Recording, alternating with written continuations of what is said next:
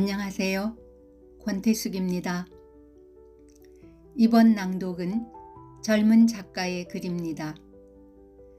지난해 저처럼 개간수필로 등단한 새내기 수필가 가민경의 멋지다 라는 글을 소개하겠습니다.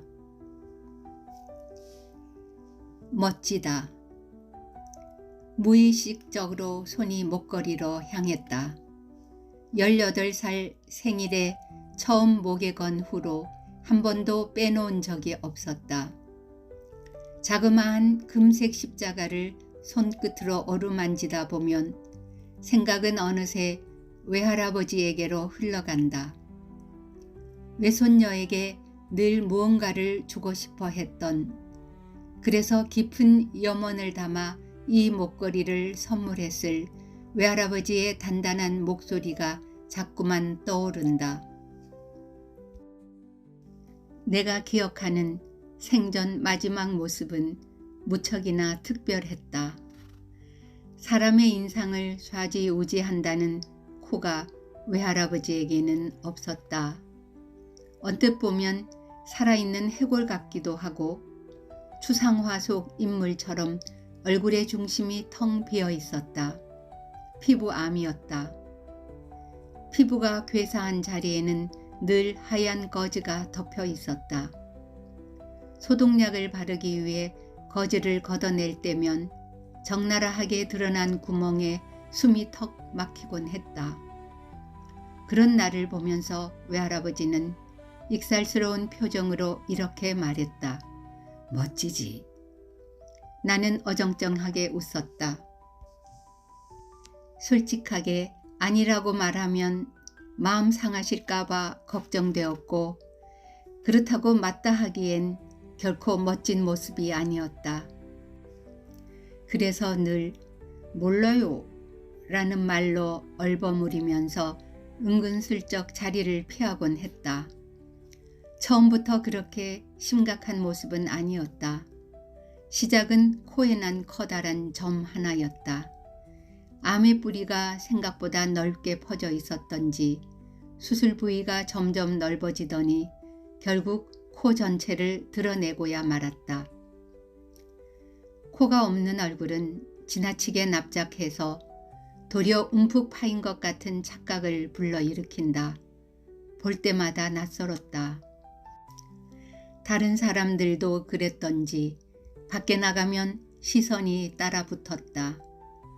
곁눈질로 힐끔거리는 사람도 있고 때로는 대놓고 수군거리는 사람도 있었다. 그런데도 외할아버지는 손을 들어 그들에게 인사를 건넸다. 깊은 흉을 지닌 사람이 어찌 저리도 당당할 수 있을까? 의문이 계속해서 나를 따라다녔다.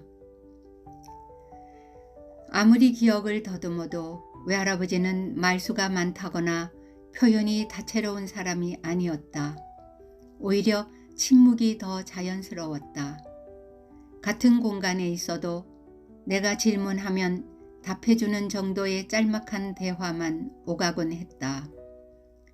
초등학생이 되어 처음 맞은 명절날 안방에서 단둘이 씨름 경기를 볼 때도 그랬다. 둘 다 경기에 몰두하느라 방 안은 조용했다. 그러다 어느 순간 옆에서 나직한 감탄사가 흘러나왔다. 멋지다. 나도 고개를 끄덕였다. 온몸에 묻은 모래알이 얼마나 반짝거리던지 땀에 젖은 채 웃고 있는 그 선수가 무척 멋있어 보였다. 곧이어 다른 체급 경기가 시작되었다. 삿발을 움켜쥔 선수들이 한참이나 힘을 겨루다가 결국 한 선수가 뒤로 넘어갔다.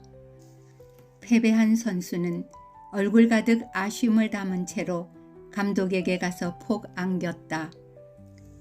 그때 옆에서 또다시 중얼거리는 소리가 들려왔다. 멋지다. 나는 참지 못하고 물었다. 졌는데 뭐가 멋져요? 외할아버지는 호두 두 알을 굴리던 손을 멈추고 내 얼굴을 가만히 바라보았다. 늘 그렇듯 어떤 질문이든 기꺼이 대답해 주겠다는 애정 어린 눈빛으로 말이다. 이기고 지는 건 한순간일 뿐이야. 저 땀을 좀 봐라. 얼마나 멋지냐. 분명 다정한 말투였는데도 왠지 모르게 그 말이 날카롭게 내 가슴에 박혔다. 나는 그날 멋에 대한 정의를 다시 내리기로 했다. 떠올려 보면 외할아버지는 옹이가 크게 난 가로수를 보고도, 식사 후에 먹은 계피 사탕이 달콤했을 때도 늘 멋지다고 말했다. 곁에 있다 보면 별것 아닌 일도 괜히 의미 있게 느껴졌다.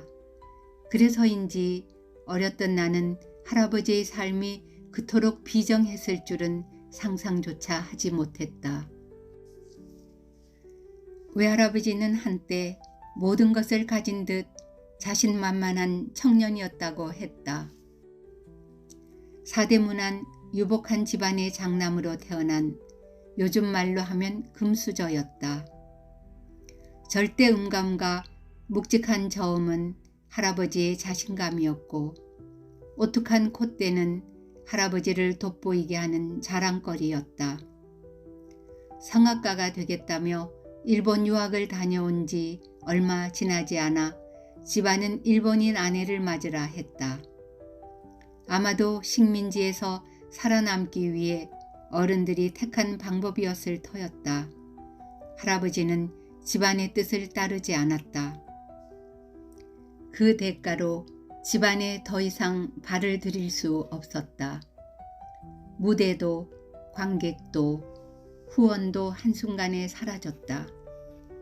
독립운동 자금을 몰래 나르는 운송책이 되었다가 6.25가 터지고는 손에 총을 들었다. 휴전 후에 늦게라도 꽃이 피는 줄 알았지만 암으로 부인을 떠나보내고 어린 외동딸과 단둘이 세상에 남겨졌다. 생활은 팍팍했다. 연극과 영화에 출연하는 것만으로는 가난을 벗어나기가 힘들었다. 부인을 잃은 지 오래지 않아 본인도 대장암 선고를 받았다. 그리고 말년에 다시 찾아온 피부암은 고약하게도 할아버지 얼굴을 완전히 바꿔놓고야 말았다. 멋지다. 이 말이 과연 단순한 감탄사였을까? 어쩌면 그 세 글자는 거친 인생 가운데 자신을 다독이는 마법의 언어이자 제멋대로 흘러가는 삶을 품어 안으려는 처절한 다짐이었을지 모른다. 노래할 무대, 사랑하는 아내, 건강과 외모까지 잃고도 끝끝내 살아갈 의미를 찾아보려 했던 외할아버지의 뜨거운 한마디가 고요하게 메아리친다. 십자가를 손끝으로 굴려본다. 오랜 시간의 체온이 스며 있다. 사람들은 흔히 많은 것을 얻을수록 삶을 제대로 소유하게 된다고 믿지만 하얀 꺼주보다 강렬하게 남은 외할아버지의 긍정어가 떠오를 때면 나는 다른 생각에 이르게 된다. 몹쓸 운명이 핥힌 흉조차 끌어안을 수 있을 때 비로소 삶은 온전히 내 것이 되는 거라고. 외할아버지의 목소리가 귓가에 맴돈다. 입버릇처럼 읊조리던 그 말이 삶이 아무리 거칠게 흔들어도 끝내 잃지 않았던 한마디. 그렇다. 삶은 멋지지 않을 이유가 없다. 가민경 수필가의 멋지다 였습니다.